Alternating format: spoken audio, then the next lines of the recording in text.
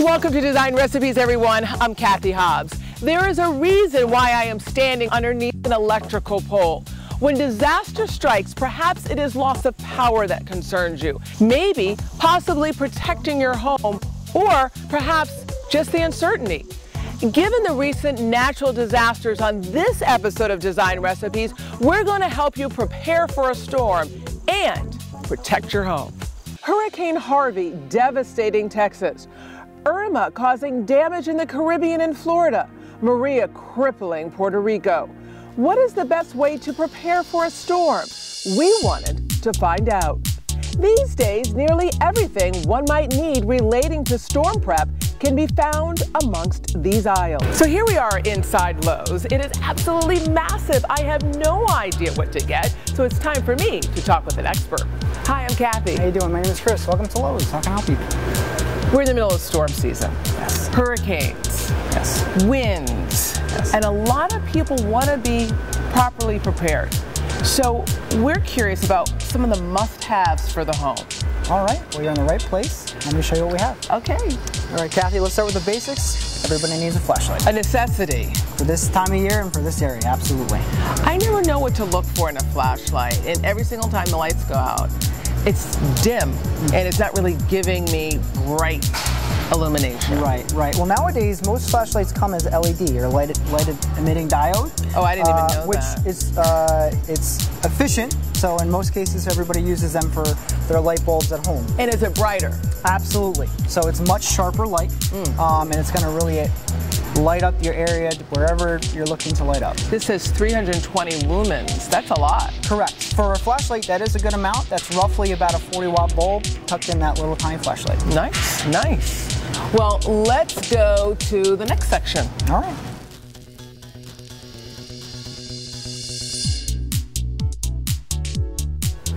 Chainsaws. I can see that being important. Absolutely.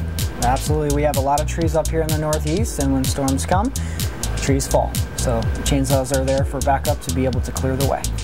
So these are storm doors. Yes. Interesting to come here. This is something that's important too during a storm? Absolutely. I mean, they're not called storm doors for nothing. So they're going to really... I never thought about that, actually. They're really going to protect, well, your main entry door. A lot of people spend a lot of money on their entry doors, whether they be just the cheap old steel doors or very, very expensive, nice glass ornate doors. And they're that barrier in between your nice, beautiful door to inside your home. When we talk about protection and protecting the exterior of your home, is this something that's going to help you? The winds are whipping in, the weather's whipping in. Is this really going to make a difference? This is going to make the difference. This is going to protect the inside and the outside of your home. It's going to really, when the damage is done at the end of the day, the storm door is going to be left standing. But for some, perhaps one of the most important things to have in place when a storm comes is a backup power supply. All right, Cathy, here are our available portable generators. Let's talk about these generators, though, because they're coming in so many different sizes. How do you go about picking a generator? How do you know how much power you need to kind of get the job done, so to speak? Most of these actually come with a turn lock plug, which allows you to hook up something that's 220. So you can technically even hook up something this small to a house to switch the breakers on the important things. So this all looks really good. I'm curious about these. Are these just bigger, more wattage? Is that what I'm looking at? Well, generally the bigger, the better. So size matters in the case of a generator. Well, with generator, I mean specifically in portable, the larger the engine, the higher capacity for wattage. So the larger ones you see, they have a higher wattage output, so it allows them to do more.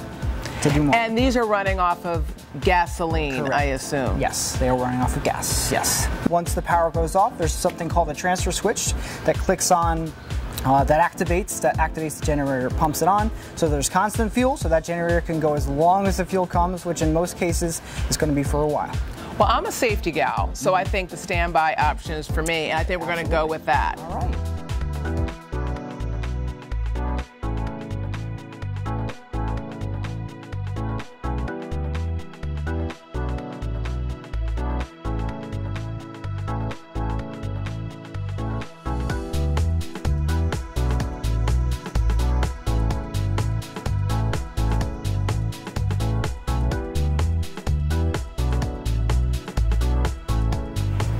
many choices, so many things to think about as it relates to storm prep. The two things that stand out in my mind are a standby generator and a storm door. And we're a renovation show. So now it's time for Design Recipes Storm Prep Transformation. Our first task, replacing an old storm door. The current door barely hanging on to a cracked frame. A brand new storm door, nice and snug, creating a secure storm barrier.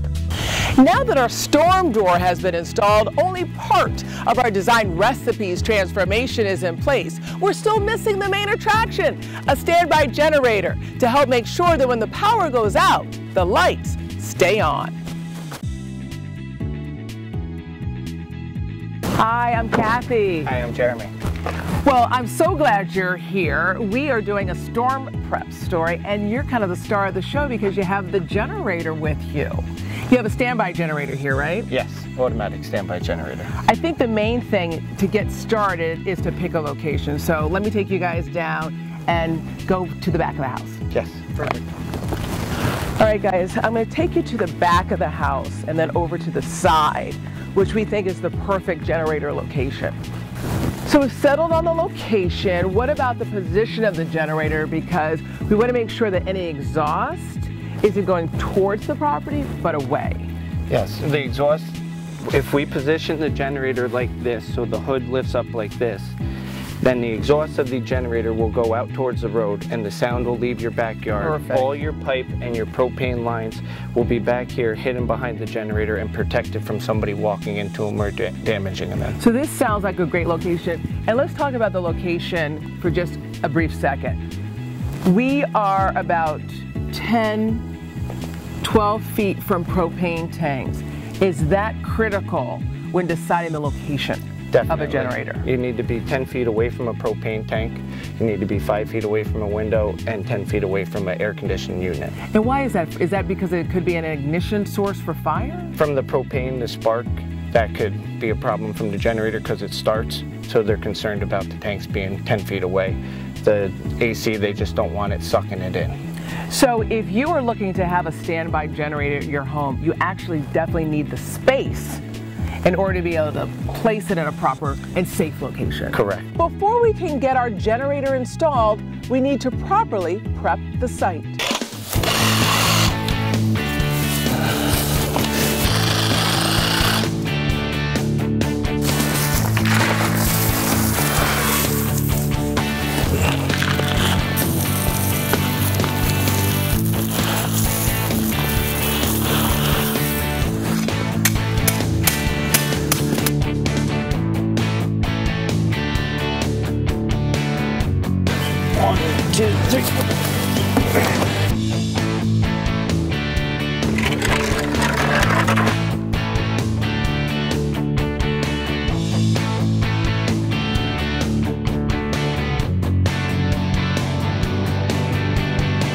Ready?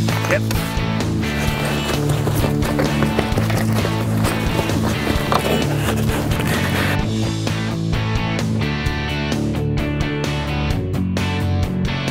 Now that our generator is in place, the real work is really getting underway. Actually digging a trench in order to lay a pipe that goes from the generator inside the house.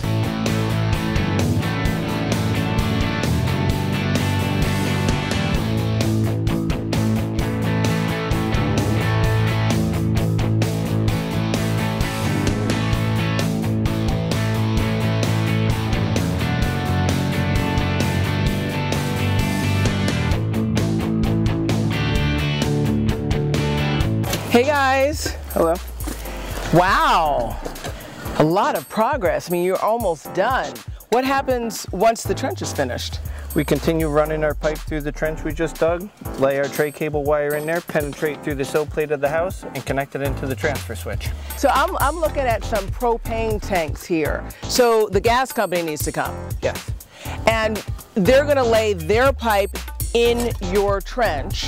Yes. And then what happens next? Once the gas company comes, they hook the propane up to the generator, we fire it up, we do a test, we test the whole power on the house, make sure everything comes up in case of a power outage. And then the magic. It's done, the magic. Yes. Well, thank you guys so much. Really good job by Holdridge Electric. I appreciate it.